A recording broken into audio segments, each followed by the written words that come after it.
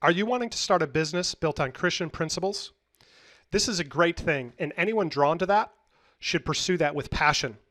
Hey, everyone, Paul Bacco here, owner of the Christian Business Incubator, where we've helped over 900 Christians in escaping their 9 to 5, their 40/40 plan, dead end businesses, dinosaur businesses, or even great positions where they just felt like they were capped out in their ability to contribute and operate in the fullness of God's promise of wealth and covenant blessing, and who've created a self-sustaining income for themselves. I'm going to show you how we've been able to start 10 businesses, 3 of which were 6 figures. The last few have been 7 figures, and how you can start your first or next business without having to learn all the very expensive lessons that I've had to learn the hard way. So let's get right into it. I first started in business close to 20 years ago, and my biggest goal was to be my own boss. I didn't like someone else telling me when I had to show up, who I had to spend time with, or what work I had to do, or what things I had to keep my mind focused on, when I could take lunch, when I could go to the bathroom, who I had to associate with. I didn't like working in a company that I didn't know where their value basis lied. I didn't like working in a company that I was making somebody else wealthy, and that person could be supporting things that I don't believe in, that were not kingdom things. And I also disliked being told how much I was worth or how high I could climb. And I've pretty much been unemployable now for 18 years now. I don't own a Ferrari or a Learjet, but I'm okay. I wake up when I want, I go where I want, I do what I want, when I want, period. I wouldn't have to work another day in my life and I'd be A-okay. I do this business, this incubator is my ministry, because it wasn't very long ago now, I mean, it was 20 years ago, but it still feels like yesterday, that I was broke, almost divorced. We've been married now happily over 20 years. And I remember I could not afford a $3.25 matinee. And I sat in my old Honda Accord, bald tires, dull paint, beat my hands on my steering wheel, hot, salty tears coming down my face. And I'm like, Lord, there has to be a better way. I see in your Bible where it says, beloved, above all things, I wish that you prosper. Where it says in Deuteronomy 8:18, I give you the power to create wealth to establish your covenant. And so I went on a mission and I got my freedom. I earned it. Wasn't cheap. It didn't happen quickly, but the job got done. And now I'm on a mission to help equip other Christians, because I believe in our culture today, we need more financially independent people that can rise up, that can take care of business, that aren't submitted to the world system and policies that we don't agree with. And for goodness sakes, man, if people can get fired up and parade and put up signs and loudspeakers about all kind of crap that I don't agree with, that in my opinion doesn't align with the Bible, then I think that more Christians should rise up. And the biggest thing that I see right now is that people are focused on the finances, and that's a constraint or a bottleneck.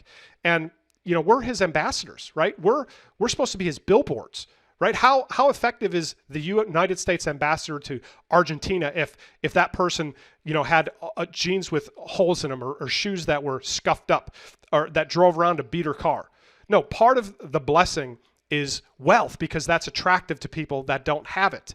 Now, that's our job. We need to rise up. Now, not everybody's been called to business, but my goodness, if you have been, typically that correlates with you have a giving heart. You want to give. Well, guess what? To give a lot, you've got to receive. And if God can get it through us, he can get it to us. He wants us to be pipelines of blessing into the ministers, the ministries, the projects, to rescue the trafficked, to feed and give nutrition and water to the thirsty and the sick and the hungry. That's our job. That's what we're called to. So the devil wins when Christians become comfortable. The devil wins when we have enough for me and mine. That's not what we're called to. We're called to more. We're called to the community. We're called to sowing. So once I started to learn this, I started to get the desire to make more of an impact. You know, the new Rolex was cool, right? But the excitement of it wore off in about 3 seconds, okay? And for a while, I was servant to the dollar, and then I became free. My desire went from the house, cars, the materialistic stuff, to something deeper. And the Bible is very clear. It says we're taught that it's more blessed to give than to receive, okay? But when I was broke, my giver was limited, at least financially. That's when I started poking around with this business thing. For a long time, the business owned me. I was the tail, not the head.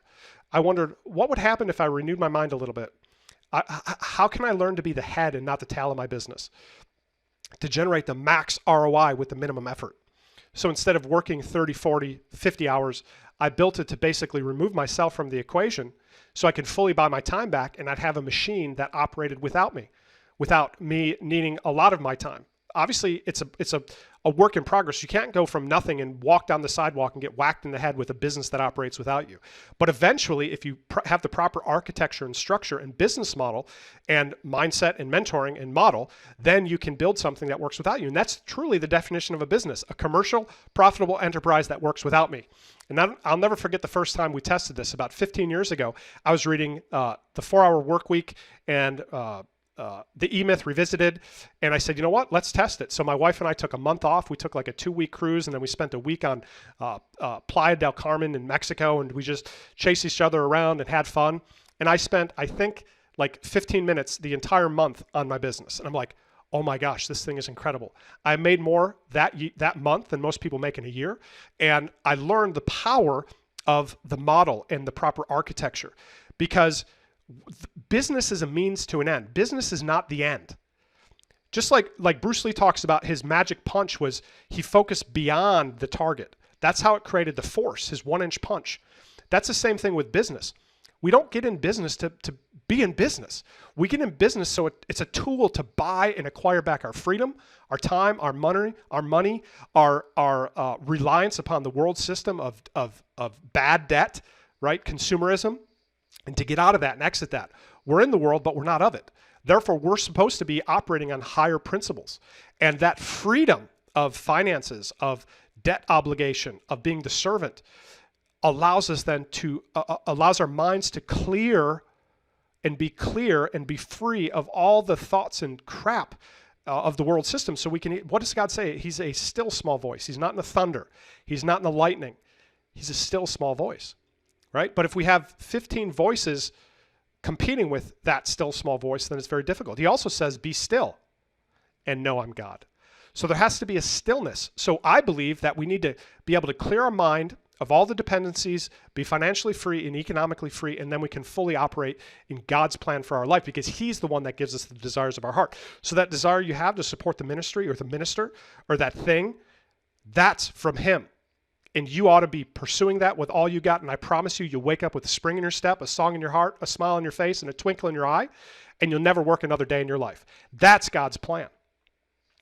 So once we learned about this, then my wife and I were free to serve wherever he would lead us. I started analyzing business models, and I've reviewed over 150 of them. I noticed that some business models were super complicated, where I'd need to spend like hours, weeks, or months just to learn a thing. I need to have like a Mensa level IQ. And you know, I probably have a stroke in the process. So I thought about hiring a coach or a mentor or buying a course. And I tried that just to get, just to get let down most of the time. Then I went the DIY route. I searched Google and watched YouTube until my eyes fell out. But I realized that I was even more confused than when I started. You know, person A said do thing 1. Person B said do thing 3. Person C said, no, don't do either one of those. Do this other thing. Right? And then I started to realize that these promoters typically were selling products, or behind the scenes, they get with their internet buddy and they would do joint ventures. So I found myself, I'd sign up for John's information about John's program. But next thing I knew, John's talking about Larry's program, and then Mo's program, and then Curly's program. I'm like, what the heck? Like, I want to know about John's program, not this other crap. And then I learned about affiliate marketing and how these guys would get together and they would do these joint venture things. And their whole mission was to make money. Their whole mission was not to serve their people. And that's what the Lord showed me. He's like, listen, you have got to put your members, your customers first. That's a kingdom principle. That's the golden rule. Do unto others as we would have them do unto us. And it's got to be the foundation of any business model that we launch into the marketplace. That's a kingdom business model, right? So I learned that there was these crazy business models, and then I learned that there was these really solid evergreen business models. And I learned the hard way that the economy changes, the marketplace changes, the politics change, which can ping pong over the effectiveness of a business model. I had to learn that the hard way. I had a business that pulled out from under my feet because the world changed in the middle of it. And those were some very expensive lessons All the while, I was building a mental checklist of must-haves that for the optimal business model to operate without much of my focus, deliver maximum value to the marketplace, be simple, be scalable, be machinable, be leverageable, and remove all these bottlenecks and constraints that were present with all these other business models. Here's what I found, a couple things. Number one, has to be evergreen, which is not subject to change, not dependent on seasonality or politics or the economy or pandemics. Not subject to change, evergreen. I don't want to learn something today that decays tomorrow and I got to learn something new. I don't want to be involved in such a highly competitive with other businesses or technology that my knowledge base just drops because things are new all the time, new apps, new technology. I don't want to mess with any of that stuff. I had that with an e-commerce business, and literally we were stroking out because things change so rapidly and so quickly. I don't want any of that mess. Number two, it has to be relatively simple, meaning it doesn't take a Mensa level of IQ. I can't have to hire multiple high six-figure people to work in my business. I don't want that constraint. I want to be McDonald's. McDonald's is a multi-billion-dollar business based on basically a lot of teenagers that can start there. And they have such clear and elegant systems that anybody can work them. That's what I want. That's a scalable business. Number three, it delivers incredible value to customers long-term. This is really the most important one. But it has to deliver value to all parties, and it has to deliver not just marginal value, it has to deliver maximum value, and that's what we do. Number four, it repeats with excellence. It's systematizable. And number five, it could not be supply chain dependent, because who in the right mind would compete with Amazon and Jeff Bezos? I mean, that's nuts. Again, I mentioned one of my seven-figure businesses was an e-commerce brand, and I just realized I'm a moron. Why am I competing with multi-billionaires that can sell product at loss and just wait for the competition to dry up? His scuba diver approach, he talks about it in his annual shareholder letters. So, and then I discovered a business that blew my mind. I got my wife involved. Now we're getting our 14-year-old involved. It's awesome. It provides some serious ROI horsepower, runs on about 10 hours a week. And I put together more of my observations into 3 keys I've had to learn the hard way into a manifesto. This is a step-by-step walkthrough demonstration of how the business works.